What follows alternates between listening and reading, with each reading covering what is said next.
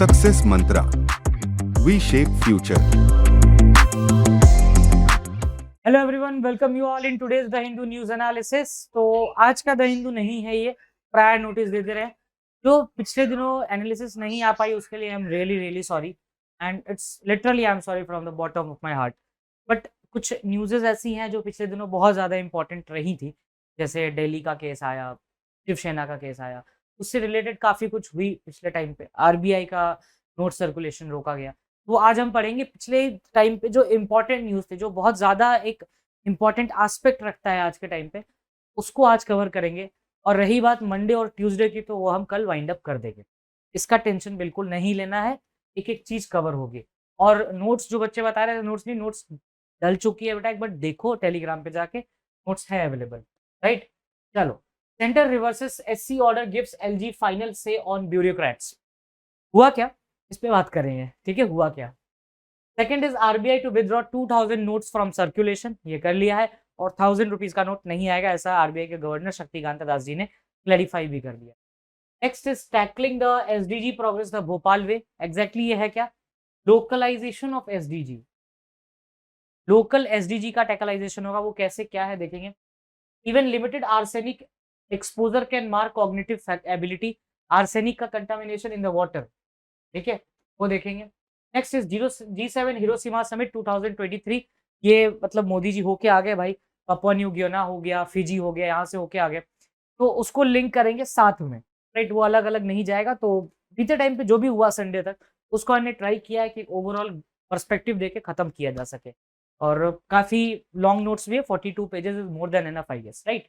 एक एक करके प्यार से पढ़ेंगे इसको। चलिए, ये एलजी साहब बेचारे, इनको खुश होना चाहिए, ये दुखी होना चाहिए था।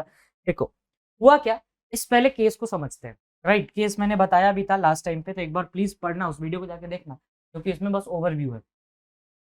एलजी वर्सेस दिल्ली का केस चल रहा था, दिल्ली के सीएम के साथ। एक बीच में एक कहावत भी बहुत फेमस हुई थी कि केजरीवाल के घर में एलजी का फ्रिज नहीं है, right? Because he hate LG. अब ये एलजी तुम जानो भाई, एलजी कौन सा एलजी है। चलिए, तो ये चीज है। अब एलजी साहब, चलिए दिल्ली के बारे में बात कर लेते थोड़ा सा, क्योंकि दिल्ली है। तो दिल्ली क्या है? एनसीटी है, नेशनल कैपिटल टेरिटरी है। कौन से आर्टिकल से? 239 ए से, राइट? और 1991 में ये अमेंडमेंट से ऐड हुआ था, राइट? 61st कॉन्स्टिट्यूशनल अमेंडमेंट है। थोड़ा टाइमिंग लिख देते हैं। एक कमिटी ने रिकमेंड किया था, बालाकृष्णन कमिटी, ये याद रखना है। एक रिकैप है अभी आने के लिए, बालाकृष्णन कमेटी ने फॉर्म किया था। जब दिल्ली की अगर हम बात करें, when Fazal Ali commission was there, तो फजल अली कमीशन ने रिकमेंड किया था 3 पॉलिसीज स्टेट्स की, स्टेट ए, बी और सी। तो दिल्ली जो है वो टाइप सी में आता है। ये बात आपको याद रखनी है, राइट? अभी रिसेंटली क्या हुआ, सुप्रीम कोर्ट ने कहा था कि जो दिल्ली का सीएम है, दिल्ली के जो सीएम है, ये जो आईएएस वाला जो पावर है, मतलब जो सिविल सर्विसेज वाला पावर है, वो इनके पास आएंगे। मतलब कोई भी अगर ट्रांसफर होता है या फिर प्रमोशन होना है, वो कौन करेगा? दिल्ली करेगा, एज पर एससी ऑर्डर, ठीक है? लेकिन करता कौन था? एलजी। एलजी को क्या दिया गया? 1 2 एंड 18। 1 2 एंड 18 का सर मतलब क्या होता है? लिस्ट। स्टेट लिस्ट जो होता है, लिस्ट 2 का पार्ट होता है। स्टेट लिस्ट में 1 2 एंड 18, इसमें क्या है? Law and order, police and land. ये 3 नाम याद रखना, law and order, police and land. ये तीनों जो है वो दिया जाएगा सेंटर को, और जो बाकी पार्ट है वो रहेगा सीएम साहब के पास। मतलब बाकी पार्ट में ये सिविल सर्विसेज वाला पार्ट, क्योंकि एडमिनिस्ट्रेटिव फंक्शन को रन करने के लिए we need IAS to govern this. अब इसमें ही हम लोगों ने पढ़ा था आगमोट कैडर, एजीएमयूटी, है ना? ये एजीएमयूटी कैडर क्या है? Arunachal, Goa, Mizoram and other union territories, ठीक है? इसमें भी 2 तरह की सर्विसेज आती हैं, डैनिप्स और डैनिक्स। बोला था केवल बस एक बार रिवाइज कराएंगे, ये पूरा ही हो गया, नहीं बचा। यही हम लोगों ने उस दिन भी पढ़ा था, ठीक है? तो ये चीज, ये पूरा टसल चला। ये जो पर्टिकुलर ऑर्डर है, ये वाला पार्ट, इसके नीचे वाला part, civil services and 1 2 and 18, इसके अगेंस्ट ऑर्डिनेंस इशू हुआ। अब देखते हैं ऑर्डिनेंस वाला पार्ट। ऑर्डिनेंस। पहले हमें क्या जानना है? Ordinance. Sir what is exactly this ordinance thing is? Ordinance basically होता क्या? किस चिड़िया का नाम है ये ऑर्डिनेंस? तो देखो किस चिड़िया का नाम है ये ऑर्डिनेंस। ऑर्डिनेंस बेसिकली एक मतलब इमरजेंसी पावर्स होती है प्रेसिडेंट के पास। ये प्रेसिडेंट के पास भी होती हैं एंड गवर्नर के पास भी होती है। अगर प्रेसिडेंट की बात की जाए तो आर्टिकल 1(2) का 3 एंड 2(1)(3 ये इनका आर्टिकल है। बहुत आसान है, ज्यादा ऐसा रॉकेट साइंस नहीं है। ऑर्डिनेंस मेकिंग पावर है। ऑर्डिनेंस कब इशू किया जाता है? इमरजेंसी सिचुएशन में, ठीक है, जब लगे कि हाँ लॉ नहीं लाया जा सकता या फिर हाउस सेशन में नहीं है, house is not in session, और उस समय हमें कोई एक लॉ लाना ही लाना है, तो हम ऑर्डिनेंस इशू करवाते हैं प्रेसिडेंट से। ऑर्डिनेंस इशू कौन करवाए? काउंसिल रिकमेंडेशन करते हैं तो प्राइम मिनिस्टर के रिकमेंडेशन पे वो चीज फाइनली ऑर्डिनेंस इशू होती है। It is a legislative order, ठीक है। तो ये चीज ऑर्डिनेंस इशू हुआ। ऑर्डिनेंस अभी जो इशू हुआ वो 1(2) का ऑर्डिनेंस इशू हुआ क्योंकि प्रेसिडेंट द्रौपदी मुर्मू ने ऑर्डिनेंस इशू किया। ऑर्डिनेंस किसके अगेंस्ट इशू हुआ? Against the order of supreme court. Supreme court के ऑर्डर के अगेंस्ट इशू हुआ। अब 2 सेकंड रुकना। रिसेंटली क्या हुआ? सुप्रीम कोर्ट में 2 नए जजेस का अपॉइंटमेंट हुआ, राइट। और जजेस के अपॉइंटमेंट का प्रोसीजर है कोलेजियम, और कोलेजियम हमने बहुत बार पढ़ा है। कोलेजियम टर्म आया था 2nd जजेस केस से, डिफाइन हुआ था 3rd जजेस केस से। कोलेजियम क्या है? It is a 5 member body, इसमें एक चीफ जस्टिस ऑफ इंडिया होते हैं and next is other senior most जजेस। Seniority in terms of experience, not in terms of age. इसी बहाने कोलेजियम रिवाइज भी हो गया। चलिए, article of supreme court 1 to 4, और सुप्रीम कोर्ट का टोटल स्ट्रेंथ इज 34, और we can say that 33 + 1, this one is the CJI। तो ये बात याद रखनी है। आई होप कि यहाँ तक बातें क्लियर होंगी। अब वापस आ जाते हैं हमारे मेन टॉपिक पे, that is the ordinance. I think ये part I can remove it, right. थोड़ा जिसको अगर लिखना हो तो प्लीज बैक करके जाके उसको आप लिख सकते हो, और लिख ही लेना क्योंकि कनेक्टिंग चीजें आपस में सारी। क्लैट तो पूछते ही, क्लैट को पसंद है और रिवीजन भी हो रहा है ना, कोलिजियम भी रिवाइज हो गया इसी बहाने। चलिए, ऑर्डिनेंस जो अभी इशू है उसमें ये कहा गया कि सर जो सिविल सर्विसेज की पावर सीएम को दी गई वो नहीं दी जाएगी, वो एंट्री 41 में है। तो 41, 1, 2 एंड 18 ये सब सेंटर ने अपने पास रख लिया वाया एलजी। इन तीनों को तो अपन जान चुके हैं, law and order, police and land. अब ये आर्टिकल 41 क्या है? ये एंट्री 41 क्या है सर? यही बात करता है सिविल सर्विसेज की। उन्होंने कहा कि सिविल सर्विसेज का जो अपॉइंटमेंट होगा दिल्ली में, वो एक 3 मेंबर बॉडी मिलकर करेगी। वो 3 मेंबर बॉडी कौन होगा? एक प्रिंसिपल सेक्रेटरी ऑफ दिल्ली, एक चीफ सेक्रेटरी ऑफ दिल्ली और दिल्ली के सीएम। ये तीनों मिलके कोई एक नाम रिकमेंड करेंगे and this name will go to the governor. Governor approve करेंगे, ठीक है। In case there is a tussle, अगर कोई टसल आ जाता है सीएम और गवर्नर के बीच में, तो वो चीज चली जाएगी प्रेसिडेंट के पास एंड हिज और हर डिसीजन शैल बी फाइनल। ये चेंज किया गया ऑर्डिनेंस में, ठीक है। तो ऑर्डिनेंस का इतना ही था बस, इससे ज्यादा और कुछ नहीं आया। आई होप की चीजें समझ में आई होंगी। बहुत ब्रॉडली बताने की कोशिश की है मैंने इसको, ताकि एक एक बात क्लियर हो, कुछ छूटे ना, है ना। ठीक है, थोड़ा सा टाइम लग सकता है, इट्स कंप्लीटली फाइन, बट चीजें छूटनी चाहिए। अच्छा, ये लिस्ट की बात हो रही थी, लिस्ट कौन से शेड्यूल में है? शेड्यूल 6। कौन सी list? Union, state and concurrent list. Union list पे कौन लॉ बनाता है? सेंटर। स्टेट लिस्ट पे स्टेट एंड कंकरेंट लिस्ट पे both, but decision of union shall be prevail in case of any tussle, ठीक है। यूनियन में 97 सब्जेक्ट्स, फिर 58 एंड फिर सो एंड सो तरीके से वो चलता है। सब्जेक्ट्स भी कभी कभार पूछ लिया जाता है एग्जाम में, तो मैक्सिमम नंबर ऑफ सब्जेक्ट्स याद रखना यूनियन में ही रहता है। आई होप कि ये पार्ट क्लियर होगा। अब जाएंगे हम ऑर्डिनेंस देखेंगे तो हमारे लिए कुछ नहीं बचा है, हम सब कर चुके हैं। देखो कैसे। केस का नाम, अच्छा ये DC Wadhwa versus state of Bihar है। इस अभी जो ऑर्डिनेंस इशू हुआ है, 259 ऑर्डिनेंस इशू किए गए थे 1987 में। डीसी वाधवा साहब गवर्नर थे स्टेट ऑफ बिहार में, तो स्टेट ऑफ बिहार में was not the governor, but हाँ गवर्नर ने 215 ऑर्डिनेंसेस इशू किए। इसके अगेंस्ट सुप्रीम कोर्ट में भी गया कि भाई ये क्या हो रहा है, ये ऑर्डिनेंस ले आते हैं जब देखो तब।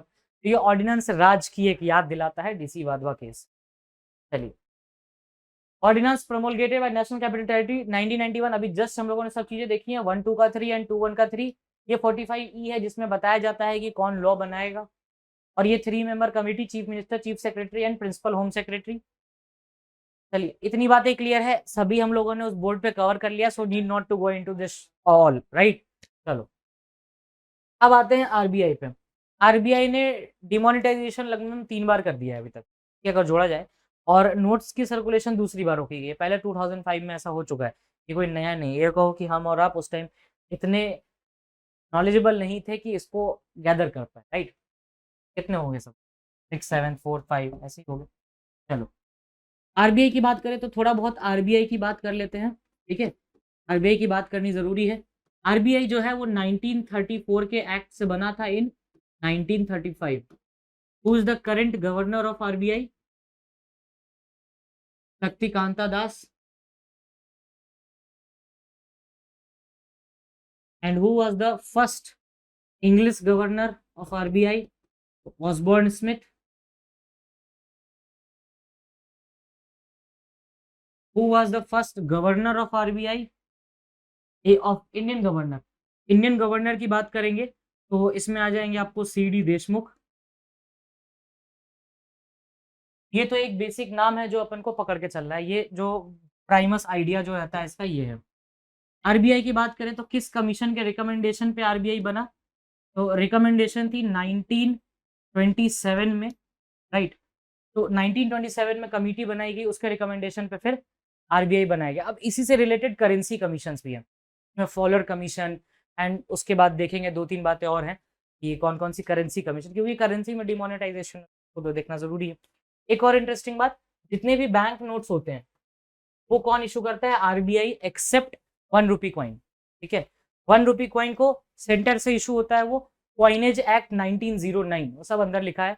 1909 का जो क्वाइनेज एक्ट था उससे कॉइन्स इशू किए जाते हैं, और 1 रुपी का नोट 1940 के एक्ट से इशू किया जाता है। ये 2 एक्ट है जो इसमें याद रखना है। एक दो बातें और कर लेते हैं आरबीआई के बारे में जो न्यूज में रहती है आए दिन, कि जो अगर आप लोगों ने ये चीज देखा होगा कि inflation, repo rate, reverse repo rate, ये सब कौन सेट करता है? ये सब आरबीआई सेट करता है, ठीक है। अब ऐसा तो नहीं है कि शक्तिकांता दास का मन हुआ कि हाँ चलो आज इतना कर देते हैं रेपो रेट, जिस रेट से बैंक लोन देती है, और रिवर्स उसका जस्ट वाचा वर्सा हो जाता है, तो वो चीज़ है। Central bank and other banks का खेल होता है। तो शक्तिकांता दास अकेले तो कर नहीं सकते ये काम, तो इस चीज के लिए 2016 में जाना पड़ेगा। 2016 में एक गवर्नर साहब थे, रघुराम राजन, उन्होंने उर्जित आर पटेल की हेडिंग में एक मीटिंग बनाई, एक मीट बनाई पूरी, उर्जित आर पटेल, और उसी कमिटी ने रिकमेंडेशन दिया एमपीसी का। What is this MPC? MPC is a monetary policy committee.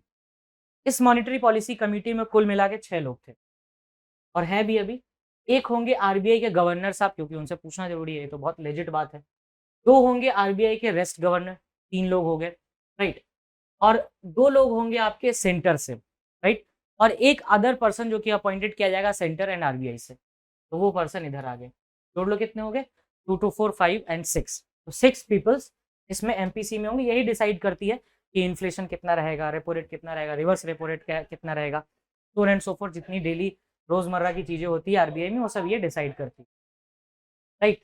चलो तो अभी आरबीआई ने क्या डिसाइड किया कि 2000 के नोट्स विड्रॉ किए जाएंगे। ऐसा नहीं है कि एकदम से इन्होंने किया है, इन्होंने बहुत पहले ये काम स्टार्ट कर दिया था। अगर आपने कभी नजर दिया होगा इस बातों पे कि एटीएम से 2000 के नोट नहीं निकलते थे जल्दी। 2019 2020 ऑनवर्ड, ये जब से ये आया उसके बाद एक 6-7 महीने के अंदर ही ये चीज देखने को मिल गया था, बिकॉज इन्होंने डिनोमिनेशन डालने ही बंद कर दिए एटीएम में। और अभी पैनिक आरबीआई क्या कह रहा है कि you should not panic at this point of time, क्योंकि मार्केट में उतनी करेंसी ही नहीं है जो पैनिक किया जाए। 11% करेंसी है मात्र, 11% करेंसी। आराम से 30 सितंबर का जो इनका डेडलाइन है वहां तक ये निकाल लेंगे, मार्केट को निकालना ये कर ही लेंगे, ठीक है। अच्छा, ये डिमोनेटाइजेशन कब हुआ था? रात को 8 बजे, 8 नवंबर 2016, याद रखना वो दिन। 2000 डिनोमिनेशन, आफ्टर 1000 को हटा के 500 का नोट भी चेंज किया गया, 100 भी एक नया करेंसी फॉर्मेट में आया, ठीक है। डिमोनेटाइजेशन इन इंडिया की बात करें तो एज सेट की पहली बार 2 बार डिमोनेटाइजेशन हो चुका है। एक 1946 आरबीआई ने 1000 को डिमोनेटाइज किया, 10,000 रुपी नोट्स को डिमोनेटाइज किया था, 10,000 का नोट आता था। उसके बाद 1978 में डिमोनेटाइजेशन हुआ, 1000, 5000 and 10,000 rupees note, in order to curb the menace of the black money. और ये 2016 वाला डिमोनेटाइजेशन, जिसमें आज तक की एक प्रवक्ता है जिन्होंने कहा भी था कि 2000 की नोट में चिप होगा और चिप कहीं ना कहीं से मिल जाएगा, सिग्नल जाएगा। तो he might be a scientist, but हाँ, चिप की बैटरी खत्म हो गई हुई, इसलिए आरबीआई ने सोचा कि चलो 2000 की नोट वापस ले लेते, राइट। तो इन्होंने वही किया फाइनली 2016 में। अब न्यूज समरी की बात करें तो आरबीआई ने ये विड्रॉ कर लिया है, ये एक ही चीज है, और टाइमलाइन है 30 सितंबर 2023 का। तो पहले ही बता दिए कि 11% करेंसी है, वो आराम से 30 सितंबर तक निकाल लेंगे, नॉट अ बिग अमाउंट, ठीक है। चलो, अच्छा, इससे पहले ऐसा विड्रॉल हुआ है? बिल्कुल हुआ है, 2005 में ऐसा विड्रॉल हो चुका है एक बार। इट्स नॉट लाइक की फर्स्ट टाइम। 2014 में आरबीआई ने सर्कुलेशन ही रोकी थी सारी बैंक्स की, और उससे पहले 2005 में भी ये चीज हो चुकी है, राइट। 1 रुपी करेंसी, कॉइनेज एक्ट जैसा बताया था, और करेंसी ऑर्डिनेंस एक्ट 1914 से नोट्स इशू होते हैं। कॉइन्स जो है, कॉइनेज एक्ट 1909 का। 1 रुपए का नोट तो बहुत कम देखने को मिलता है, बट अगर मिल गया तो बढ़िया, you are lucky enough. Currency commission की बात करें तो एग्जैक्टली 4 करेंसी कमीशंस बनाई गई ब्रिटिश राज से लेकर के अभी तक में। एक है मैन्सफील्ड की commission 1986, generally match the following, ये डायरेक्टली पूछ दिया जाता है कि which of the following is the currency commission, या करेंसी कमीशन कौन सा नहीं है, क्योंकि 4 करेंसी है तो वो 4 ऑप्शन उनके पास आसानी से बन सकते हैं। तो Mansfield 1886, Fowler commission, Babington commission and Hilton Young commission. यही हिल्टन यंग कमीशन था जिसके रिकमेंडेशन पे आरबीआई भी बनती है आगे जाके 1935, राइट। गवर्नमेंट ऑफ इंडिया 1935 से उसे रिलेट कर सकते हो। Next is demonetisation with human face. Many analyst feel this demonetisation with a human face की कोई ना कोई इससे पीछे ह्यूमन है ही। बात सही भी है, बट भूलना नहीं चाहिए। नेक्स्ट है लेटेस्ट इंपैक्ट इज 11% करेंसी ही है मार्केट में, बहुत लिटिल ट्रिगर क्योस करेगा ये। और आरबीआई ने तो स्पेशली बोला है कि we have ample time, don't worry and don't panic. और कोई अब तो वो भी नहीं है ना कि कोई आधार कार्ड दिखाना को ऐसे ही चेंज हो जाता है, इशू नहीं। चलो, नेक्स्ट है हमारे पास tackling the SDG progress the Bhopal way. देखो एग्जैक्टली क्या है, sustainable development goals, 17 sustainable development goals decide हुए थे इन 2015, ठीक है।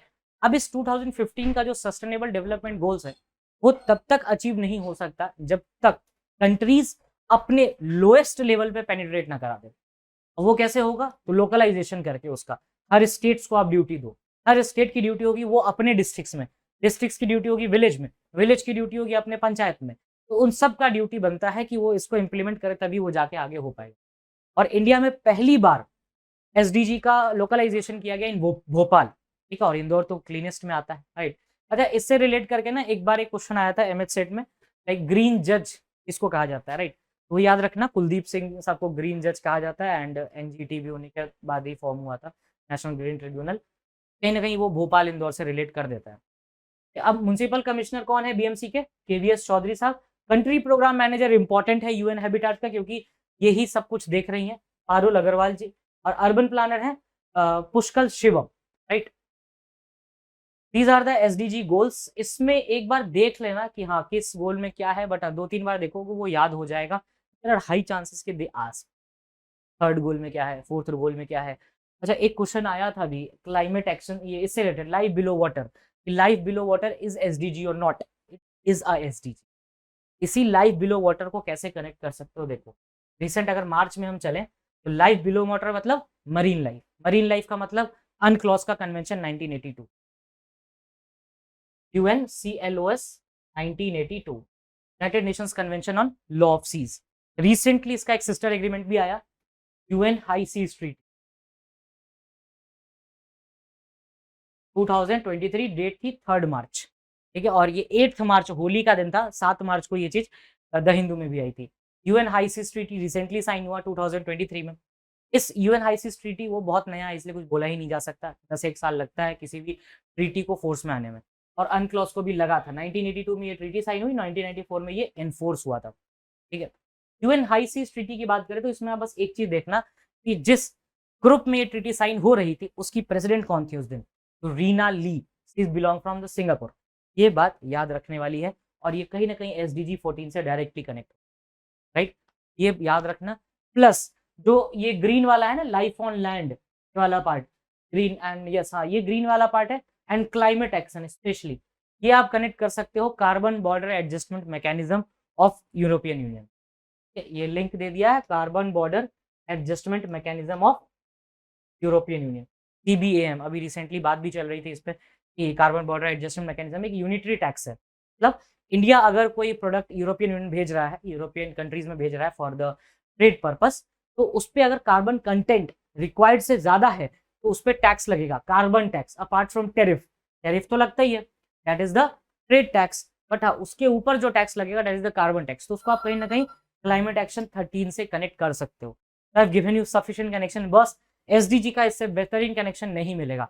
एंड आई कैन गारंटी, अगर मेरे सामने बैठो मैं एक एक कनेक्शन का तुम्हें बता दूंगा कहाँ पर क्या चीज रिलेट करेगी, राइट। प्लीज इसको थोड़ा ध्यान से चलिए। अब अपन आते हैं नेक्स्ट हमारे पे। 2015 में आया था 193 मेंबर, 2030 का एजेंडा है, 116 targets and people planet and prosperity इसका theme. First city to join is the Bhopal, ठीक है। Now even limited arsenic exposure can mark cognitive ability study ये बोलती है कि जो वाटर के अंदर आर्सेनिक कंटामिनेशन अगर ज्यादा होता है तो उससे बहुत तरह की डिजीज होने के चांसेस बढ़ जाते हैं, ये भी है। इसको कैसे कंट्रोल किया जाए और आर्सेनिक कहाँ पाया जाता है सबसे ज्यादा, ये पढ़ना जरूरी है। ये आपका जो यूपी बिहार झारखंड वाला जो बेल्ट है उसमें ज्यादातर मिलेगा आपको आर्सेनिक कंटामिनेशन इन वाटर। के लिए भी गवर्नमेंट बहुत सारी स्कीम चलाती है। अब आर्सेनिक से प्रॉब्लम से होता क्या है ये देखो, nausea, vomiting, diarrhoea, dehydration, abdominal pain, burning in stomach, oesophagus, lethargy, delirium, hypertension, pulmonary oedema, acute tuberculosis, sorry necrosis और कन्वल्सन्स, ऑर्गन फेलियर, ये बहुत सारी बीमारियां हैं भाई। और आर्सेनिक इज अ कंपाउंड जिससे रीनल सिस्टम हैम्पर होता है, नर्वस सिस्टम हैम्पर होता है, लिवर कैंसर होता है, ये तो वैसे वाइन्स भी होता है, ठीक है, रेस्पिरेटरी सिस्टम है, फिर गैस्ट्रो इंटेस्टिकल सिस्टम है, इस तरह की बहुत सारी प्रॉब्लम होती है। और बात करें तो विमेन से कैसे रिलेट करता है, एबनॉर्मल प्रेगनेंसी आउटकम्स होता है, ठीक है, उसके बाद कार्डियोवास्कुलर डिजीज है, तो ये सब प्रॉब्लम क्रिएट करते हैं। आर्सेनिक की बात करें तो ये नेचुरल अकरिंग है सब्सटेंस है और ये क्रिस्टल या फिर एलोट्रॉप्स के फॉर्म में पाया जाता है, ग्रे कलर का होता है, ग्रे फॉर्म है इसका। आर्सेनिक एक टॉक्सिक एलिमेंट है और परमिशन लिमिट से ज्यादा मिलेगा तो that is toxic. Permissible limit according to WHO है 0.01 mg पर लीटर या फिर 10 μg पर लीटर। तो परमिसिबल लिमिट इन इंडिया है, एब्सेंस ऑफ अल्टरनेटिव सोर्सेज 0.05 और इससे बहुत ज्यादा मिलता है। देखते हैं, I have a map of this. Occurrence of arsenic in the ground water first report किया गया था 1980 वेस्ट बंगाल में। Maximum number of arsenic affected है गंगा ब्रह्मपुत्र वाला बेल्ट, नॉर्थ ईस्ट वाला जो रीजन है वो वाला। डिस्ट्रीब्यूटेड असम, बिहार, वेस्ट बंगाल, पंजाब, यूपी, अभी जस्ट बताया है।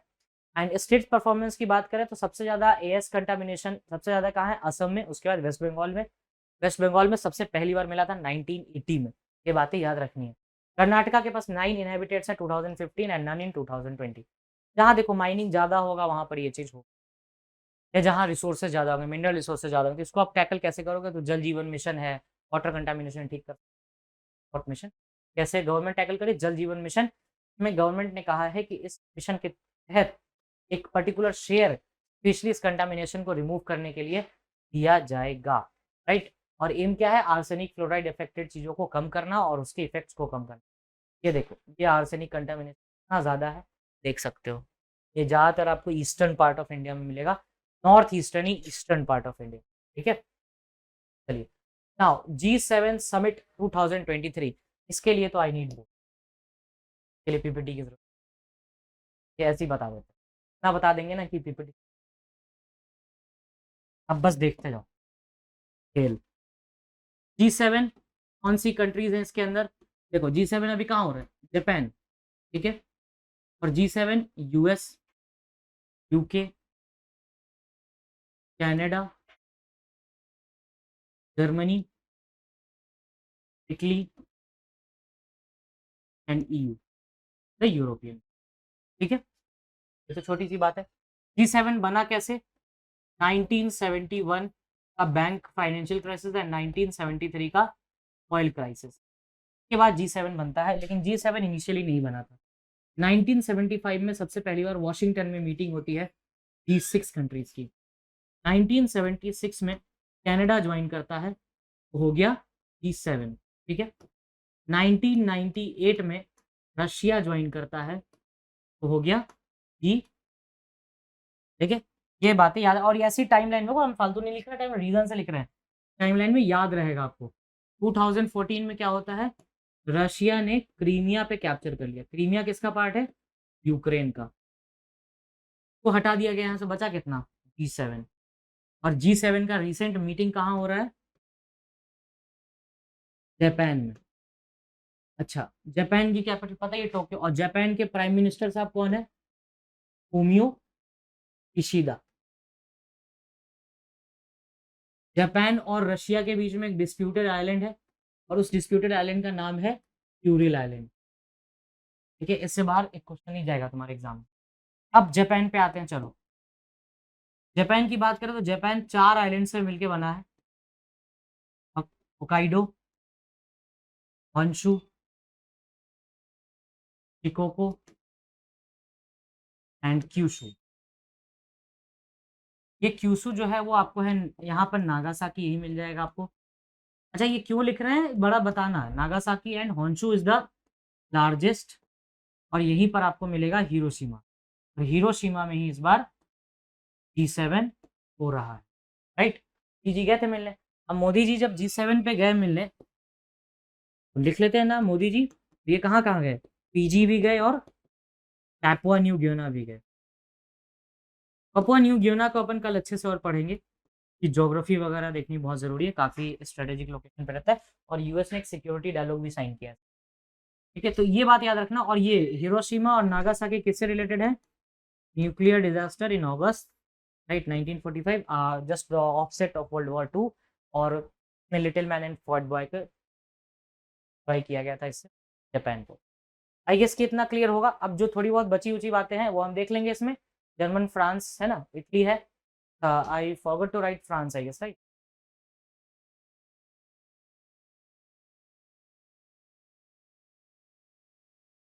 फ्रांस भी इसका पार्ट है। अच्छा, ये G22 का है। ये G22 जर्मनी में हुआ था 2022, याद रखना। ये फॉर अ रीजन मैंने डाला इसको, लास्ट ईयर वाला भी याद रहे कि जर्मनी में, ये नहीं कि भूल जाओ। ठीक है, economic significance 60% of global wealth, 46% of GDP और 10% ऑफ वर्ल्ड पॉपुलेशन। जैसे G20 में शेरपा होता है तो G7 में भी शेरपा होता है। यहाँ के शेरपा है इची ओनो। ठीक है, इची ओनो। ईपी, अच्छा आ तो गया, चलो अब तो कोई दिक्कत ही नहीं है, देख ही लेते हैं। पपुआ न्यू गियोना, ये फॉरवर्ड किए, पपुआ न्यू गियोना मैंने नहीं। FIPIC समिट, ये पपुआ न्यू गियोना में हुआ। पपुआ न्यू गियोना के प्राइम मिनिस्टर साहब हैं ये, ठीक है, प्रेसिडेंट साहब हैं, सॉरी, जेम्स मरापे। इन्होंने पैर छू लिया मोदी जी का, तो चलिए ठीक है। अच्छा, Papua New Guinea, third forum of Indo Pacific island corporation summit हुआ Papua New Guinea at Port Moresby. Port Moresby जो है वो पपुआ न्यू गियोना की कैपिटल, याद रखना। अभी देखेंगे पपुआ न्यू गियोना की कैपिटल और उसकी geography, discussion ample, corporation, technology and health care वगैरह पे बात हुई। FIPIC देखे तो ये इंडो पैसिफिक आइसलैंड कॉर्पोरेशन, एक मल्टीनेशनल ग्रुपिंग है आइसलैंड्स का। और 14 इसमें आइलैंड्स हैं। कुक आइलैंड देखो, बेसिकली ओशियाना में 3 तरह के आइलैंड है, माइक्रोनेशिया, मेलिनेशिया एंड पॉलिनेशिया। ये 3 तरह के आइलैंड्स हैं। और इसमें head of above countries met Suva, Fiji से भी मिले for first time where the annual summit was conceptualised. मतलब ये एनुअल समिट कॉन्सेप्चुअलाइज हुआ फिजी में, वहां से भी मिलने गए। FIPIC initiative marks a serious effort to expand India's engagement with the Pacific region। जो साउथ ईस्ट एशिया है और पैसिफिक रीजन है, उसमें इंडिया का एंगेजमेंट बना रहे इन्हीं आइलैंड्स की ग्रुपिंग के कारण। हर आइलैंड्स में जाने से अच्छा है या फिर इनके साथ ग्रुपिंग। इनका ट्रेड ऑफिस फेडरेशन ये जो है फिक्की, इसी तरीके से काम करता है। 2015 में ये इनॉग्रेट हुआ। ये देखो, ये रहा पपुआ न्यू गियोना। कहाँ है सर पपुआ न्यू गियोना? तो ये रहा वाला पार्ट, ये रहा पोर्ट मोर्सेबी या मोरिस्बे। और उधर साइड में ये एशिया वाला पार्ट चला जाएगा, इधर ओशियनिया में आ जाता है। ठीक है, जब ध्यान से देखो तो नीचे ऑस्ट्रेलिया है, ऑस्ट्रेलिया और पपुआ न्यू गियोना सेपरेट होता है टॉरेस स्ट्रेट से, ये बात याद रखना। ऊपर बिस्मर्क सी है और इधर सोलोमन सी है। हुआन गल्फ वगैरह कभी कभार पूछ देता है बट उतना, बट हाँ, टॉरेस स्ट्रेट याद रखना, ये काफी स्ट्रेटेजिक लोकेशन है। पीजी से भी मिलने गए थे। और ये देखो, ये जो पार्ट है ना, सब सोलोमन आइलैंड सब पार्ट है इसके, मेलिनेशिया, माइक्रोनेशिया इनके। प्लीज इनकी ज्योग्राफी ध्यान से देखना, कुछ डाउट है तो please. Now these are the topics that you can add on, that India has acquired at biomanufacturing hub and SC back to full strength in 34, ये आज बता ही दिया है। ठीक है, चलो फर्स्ट क्वेश्चन है, under Andhra Pradesh government 3 Capitals हैं। ये जुडिशियल कैपिटल का नाम पूछा है, कुर्नूल, ये बता चुके हैं एक बार। ST ये खासी ट्राइब, ये भी बता चुके हैं। Foreign ministers of European union Josep Borrell. तो these are the very easy questions, right. I hope कि आप कर लोगे इसको, and if you have any doubt just mention the comment section. Thank you, that's all from my side.